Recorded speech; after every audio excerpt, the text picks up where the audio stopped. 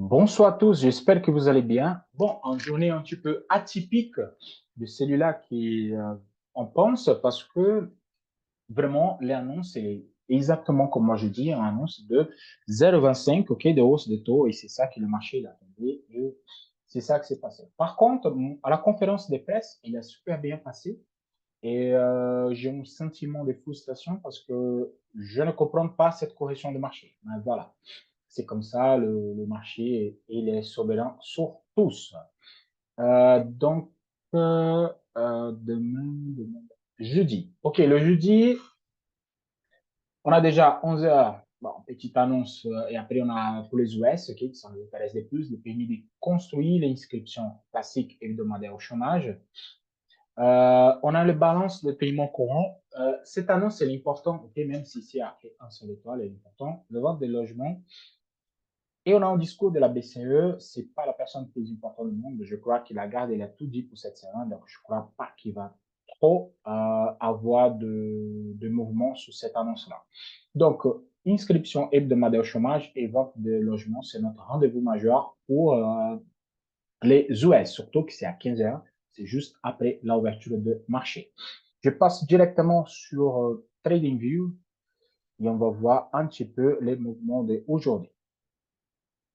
Donc là, nous sommes sur le gold et vraiment, il a fait exactement comme prévu. Et ceux qui voient dans la semaine, moi je parlais un petit peu, je vais directement sur le graphique de 15 minutes pour vous montrer les mouvements d'aujourd'hui et qu'est-ce que moi j'attends pour le mouvement de demain. Donc, pour celui-là qu'ils ont pris ce mouvement-là à l'avance, la vente, qui moi je dis, casse de 19,65, hop, on est arrivé à ce niveau-là, les 19,36, et moi j'ai dit vraiment sur la fermeture des marchés. Ouverture de marché, j'ai placé les canaux de référence zone neutre, on a fait exactement à ce niveau-là. Puis j'ai dit, il va faire un range, et normalement, quand il touche un niveau, il y a deux possibilités. Ou il casse, et on va chercher la zone de 19,07, ou il va faire un range, et un retour de niveau. Quand je parle de retour de niveau, c'est cette taille-là multipliée par deux. C'est exactement ça qu'il a fait. Donc là, il a fait son range, hop, petite casse, on rentre, et stop loss le plus bas. Et là, il a pris un deux niveaux, OK, et pourquoi pas le retour du 19,65. Et moi, j'ai dit que possiblement, ça fait cette pullback ici. Bon, on n'a pas arrivé à faire les pullbacks, on a des marges encore, mais là, c'est un petit peu plus compliqué, OK. Donc, les trades d'aujourd'hui, c'était fait. Comme demain, c'est jeudi, moi, je dis honnêtement, on a fait un excellent semaine sur les gold. On a pris le buy, on a pris la vente et on a pris le buy encore une fois. Et je crois que ça, c'est largement suffisant pour la semaine.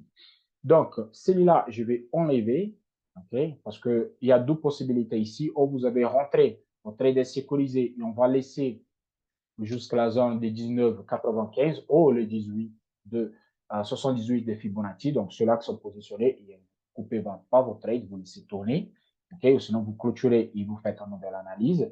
Sinon, pour ceux-là qui n'ont pas pris la position, donc c'est hyper simple. Je vais tout effacer ici pour être plus simple, plus compréhensible. Et à partir de là, on est arrivé sur un niveau clé. C'est hyper simple, on prend canal de référence et une petite zone neutre à ce niveau-là. Cette hausse. Si c'est la bonne.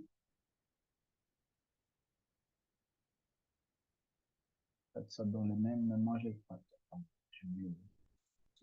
Plus simple. OK, donc celui-là, ça me convient, ça va bien. Et à partir de là, je peux tracer et je vais mettre un niveau juste pour vous montrer. Donc là, c'est simple. Comme nous sommes au milieu où le nez, il va apporter, moi, je peux faire. Casse des 1974, je fais des bails parce que je suis déjà sur la zone ici des 1965. Donc, casse vers là-haut. Je vais rentrer jusqu'à 1995 ou le pullback de ma zone ici. C'est le plus visible. Mais attention, si on arrive à 78 des Fibonacci, vous mettez en sécurité déjà tout de suite. Par contre, la casse de 1960, je peux tenter en vente jusqu'à 61 pour mettre en sécurité et pourquoi pas, on retrouve 1935. Honnêtement, ce type de trade-là, j'aime pas. Parce que on peut faire les pullbacks ou pour rentrer à la vente. Honnêtement, moi, pour être plus conservateur, pour rentrer à la vente, je rentre si je casse encore à 19,36. OK? Celui-là, je mis pour vous donner un repère, mais moi, c'est 19,36. Là, je continue ma vente et je passe en bail si on casse carrément les 19,95. À ce niveau-là, c'est un peu compliqué, je vous explique. Si je viens sur le hebdomadaire, regardez le chandelier. C'est un toupie. Donc, il a fait les plus bas et il a fait les plus hauts. Donc là, vraiment, il faut attendre la clôture de la semaine pour voir où il faut se positionner. C'est pour ça qu'il faut profiter de trades corrects, du lundi au mardi ou du lundi au jeudi. Comme ça, vous faites votre trade de la semaine et à partir de là, c'est bon. Parce que là, ça va faire une énorme indécision sur le marché, sur les goals. On casse, on retourne. Là, si on passe en positif, ça veut dire qu'on va continuer. Ou si on casse ce niveau-là, on va continuer à baisser. Donc là, entre-temps, c'est un peu compliqué. Bon, c'est tout pour les gold. On passe sur le Nasdaq. Le Nasdaq, je suis vraiment déçu. Je vous dis, parce que l'annonce était positive, tout y allait bien, il n'y a aucun signe de retournement, mais il n'a pas cassé la zone des 12 900 pour combler cette gap. Donc là, il est venu sur 19 900. Okay, ça, c'est en résistance hebdomadaire qui m'ont donné ici. Je vais mettre un petit peu de couleur. Comme ça, vous voyez. Hop là. OK. Donc, il est venu à ce niveau-là, exactement. Résistance hebdomadaire, il est retourné. Les vendeurs ici fait vraiment présent à ce niveau-là et ça m'inquiète parce que ça nous manque 8 jours pour la clôture mensuelle. Et quand je regarde les chandeliers mensuels de mois dernier, il a fait la grosse hausse, il a tout fait la dernière semaine. Et on peut avoir la même chose, on peut clôturer ici vers là-bas, vers les 12 000. Donc, pourquoi je dis ça? Parce que nous sommes encore sous cette résistance hebdomadaire. OK? La nuage, elle est trop épais. On a venu tester la SSB. Et la SSB ne laisse pas que le marché avance. Donc, ça, c'est un gros problème. Ce qui me rassure, c'est que la nuage, elle est positive. Vraiment, on a un gold cross qui était là. C'est un signal de buy. On peut venir sur la zone de 12 400, 12 500 pour tester. Je crois que ça va arriver. Si je prends de ce mouvement-là, il a fait la même chose parce que la clôture ici, il me parle beaucoup, cette chandelier avec celui-là. Donc, pour avoir encore un test à ce niveau-là, les 14 450 et après retourner. Je vous explique pourquoi. Cet niveau-là, ça me donne la moyenne mobile de 50 périodes sous H4. Okay? Le signal de bas, il était donné à la casse de moyenne mobile de son. Donc, on peut faire un test ici et partir. Donc, rien n'empêche de venir faire ce test et repartir. Par contre, si on approfondit les tests, on vient sur la zone des 12 300. C'est la zone que moi, je vous dis que c'est la zone excellente pour faire de buy. Vraiment. Je reste observateur. Pourquoi? Moi, j'ai un buy à ce niveau-là. Exactement ici, j'ai fait mon buy. Okay? C'était la moyenne mobile de 50 périodes sous H1 et moi, je l'ai acheté. Je vais vous montrer où c'était mon point de buy. J'ai acheté exactement ici. OK? Donc là, comme la nuage, il peut casser, il peut tester et après repartir. Ou il peut tester, continuer à baisser. Donc là, je ferme toutes les positions et c'est bon, j'encaisse ma perte. Comme on a fait un petit chandelier ici d'une décision, son zone de support, c'est le dernier test. Là, on peut faire, si je fais ici le premier heure, là maintenant, en étoile de matin, vraiment, il faut repartir à la hausse. Mais bon, c'est observé, je crois qu'il vient tester ici, vraiment la zone de 14 450.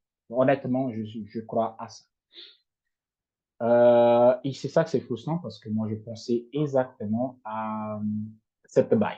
Okay? À partir qu'il a cassé l'opère, qu'il a fait les plus bas ici, moi, je pensais qu'elle allait décoller. Mais donc, vraiment, il n'y a rien à faire, juste observer le marché. Bon, je crois que pour cette semaine-là, avec cette annonce positive, on ne sait pas trop comment se positionner. Au milieu de rien, je n'ai pas de canal, sauf si on vient sur 12 300, là, oui, je peux rentrer. Ou à 12 450, je peux rentrer en bas.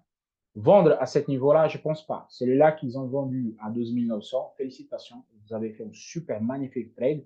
Mais par contre, celui-là, à milieu de rien, je ne peux pas faire de trade. Okay? Je reste observateur là-dessus. Le Dow Jones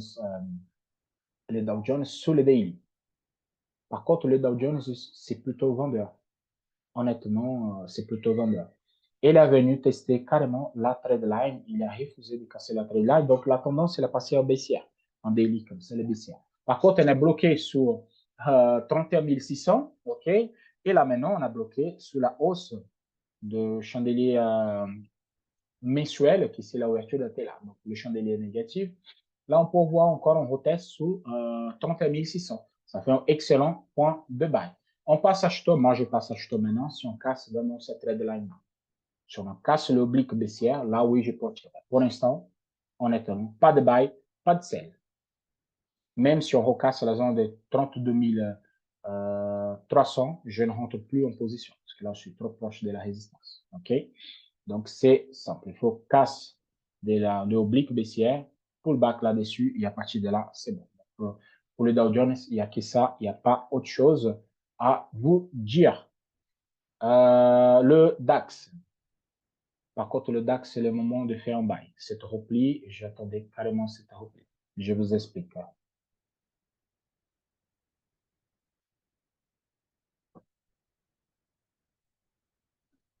Bon, on a eu la hausse, okay, on a rebondi sur les 61 en petite correction très faible, okay, vraiment c'est une correction très faible, elle n'est pas venue juste la zone de 15 000 points, donc pour l'instant c'est encore acheteur.